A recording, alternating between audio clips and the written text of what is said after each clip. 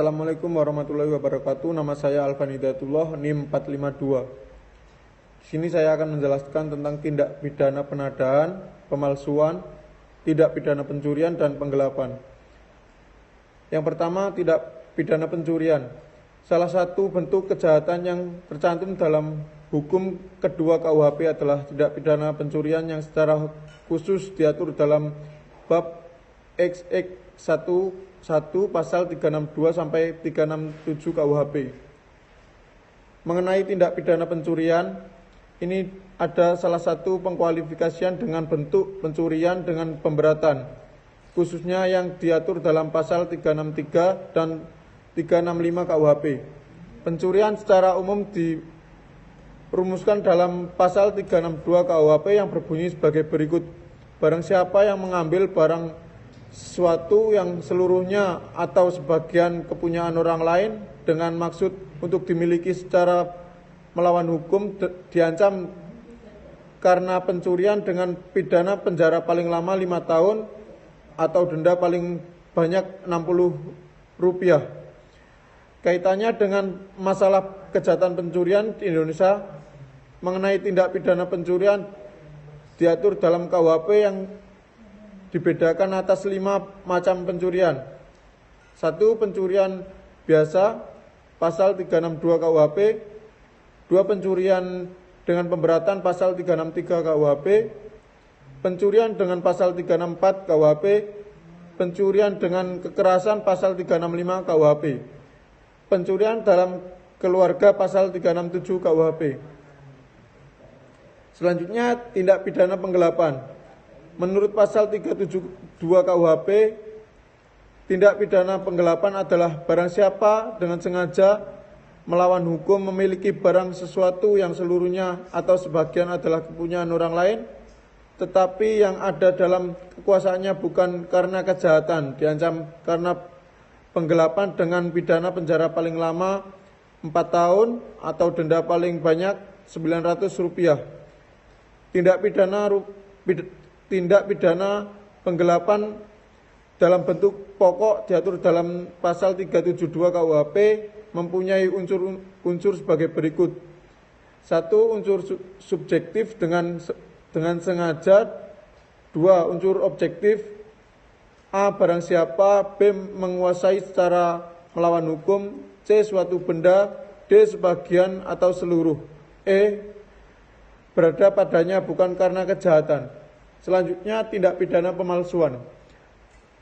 Berasal dari kata palsu, tidak tulen, tidak sah. Palsu menandakan suatu barang tidak asli, sedangkan pemalsuan terdapat pelaku, ada barang yang dipalsukan, dan ada tujuan pemalsuan. Dalam pasal 263 dan pasal 270 maupun mengenai pemalsuan nama atau tanda merek atas karya ilmu pengetahuan atau kesenian, pasal 380. Pasal-pasal tersebut memuat unsur niat atau maksud untuk menyatakan bagi suatu barang atau surat yang dipalsukan seakan-akan asli dan tidak palsu. Yang dipalsukan seakan-akan, sedangkan dalam pasal 253 dan 263 pasal 386 sistem tersebut tidak dianut. Selanjutnya, tindak pidana penodaan. Dalam pasal 480 ke 1 KUHP terdiri atas sejumlah unsur. 1. Unsur subjek, barang siapa. 2. Menerima sebagai gadai, menerima sebagai hadiah, atau B. Dengan pengharapan akan dapat keuntungan menjual, menyewakan, menukarkan, mengangkut, menyimpan, atau menyembunyikan unsur subjek sesuatu barang. 4. Kasus batin.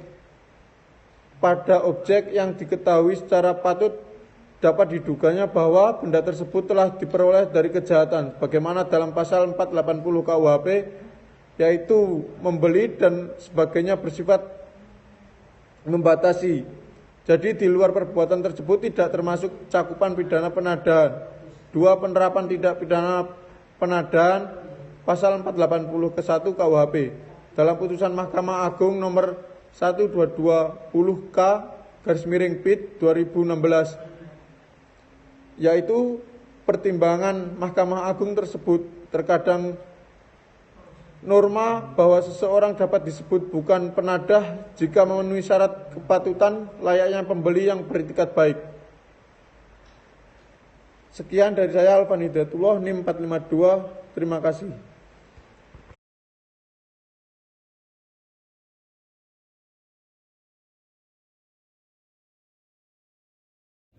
Perkenalkan, nama saya Mahendra Simbolon, NIM 2019-176. Di sini saya akan membahas tindak pidana pemerasan, pengancaman, penghancuran, dan perusakan. Yang dimana pemerasan dan pengancaman masuk dalam pasal 368 sampai 371 KUHP. Pasal 368 ayat 1, barang siapa dengan maksud untuk menguntungkan diri sendiri atau orang lain secara melawan hukum memaksa seseorang dengan kekerasan atau ancaman kekerasan untuk memberikan barang sesuatu yang seluruhnya atau sebagian adalah punya orang itu atau orang lain, atau supaya membuat hutang maupun menghapus piutang, diancam karena pemerasan dengan pidana penjara paling lama 9 bulan. Unsur subjektif dalam pasal 368 ayat 1 ini menguntungkan diri sendiri, melawan hukum, memaksa. Sedangkan unsur subjektifnya dengan kekerasan, memberikan barang, hak milik orang lain. Berlakunya pasal 368 ayat 1 KUHP adalah seseorang bertujuan menguntungkan diri sendiri atau orang lain secara hukum, memaksa atau mengancam orang lain untuk menyerahkan barang miliknya. Lanjut ke pasal 369 ayat 1. Barang siapa dengan maksud untuk menguntungkan diri sendiri atau orang lain secara melawan hukum dengan ancaman pencemaran baik dengan lisan maupun tulisan, atau dengan ancaman akan membuka rahasia atau memaksa seseorang supaya memberikan barang yang seluruhnya atau sebagian kepunyaan orang itu atau orang lain, atau supaya membuat hutang atau menghapuskan piutang, diancam dengan pidana penjara paling lama 4 tahun. Unsur subjektif dalam pasal 369 ayat 1 ini dengan maksud yang pertama, yang kedua menguntungkan diri, yang ketiga melawan hukum, yang keempat rahasia. Sedangkan unsur objektifnya, yang pertama barang siapa, yang kedua dengan ancaman, ketiga lisan maupun tulisan, keempat kepunyaan orang lain, yang kelima membuat hutang. Penerapan pasal 369 ayat 1 ini adalah seseorang bermaksud menguntungkan diri sendiri atau orang lain dengan ancaman pencemaran dengan cara lisan atau tulisan agar orang memberikan barangnya. Menghancurkan atau merusak barang orang lain pasal 406 sampai 412 KUHP. Yang pertama, barang siapa dengan sengaja dan melawan hukum menghancurkan, merusakkan, membikin tak dapat dipakai atau menghilangkan barang sesuatu yang seluruhnya atau sebagian milik orang lain, diancam dengan pidana paling lama 2 tahun 8 bulan atau pidana denda paling banyak Rp4.500. Unsur subjektif dalam pasal 406 KUHP dengan yang pertama dengan sengaja, yang kedua melawan hukum. Sedangkan unsur objektifnya, yang pertama menghancurkan atau merusakkan atau menghilangkan, yang kedua suatu barang, yang ketiga seluruh atau sebagian milik orang lain. Pasal 407 ayat 1 adalah perbuatan-perbuatan yang dirumuskan dalam pasal 406 jika harga kerugian tidak lebih dari 250.000, diancam dengan pidana penjara paling lama 3 bulan atau pidana denda sebanyak 900.000. Unsur subjektif dan objektifnya, semua unsur ada di pasal 406 KUHP. Kita lanjut ke pasal 408 ayat 1. Barang siapa dengan sengaja dan melawan hukum menghancurkan, merusak atau membuat tidak dapat dipakai bangunan-bangunan, kereta api, tram, telegraf, telepon, atau listrik atau bangunan-bangunan untuk membendung, membagi atau menyalurkan air, saluran gas, atau riol yang digunakan untuk keperluan umum diancam dengan pidana penjara paling lama 4 tahun. Unsur subjektif dalam pasal 408 ayat 1 ini adanya kesengajaan melawan hukum. Sedangkan unsur objektifnya yang pertama menghancurkan, kedua merusak atau tidak dapat dipakai.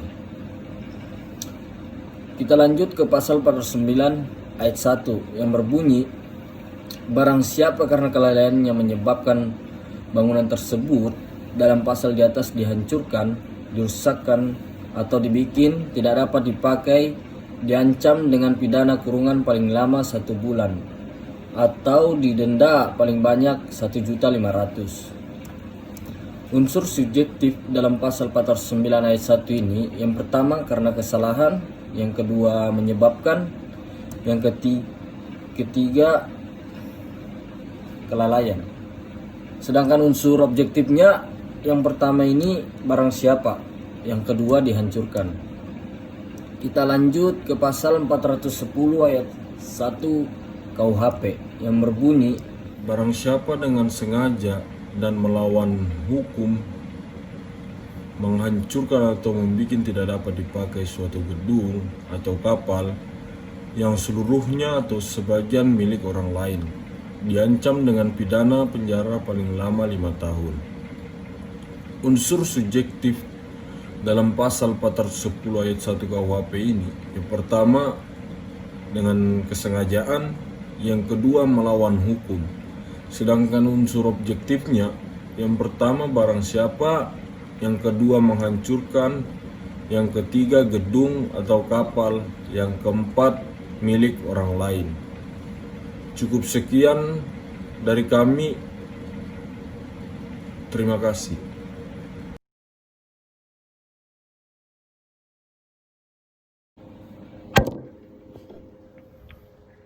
Di sini saya coba mengulangi materi yang akan saya uraikan agar saya tidak kaku, tidak terpaku dengan suatu bacaan atau contekan.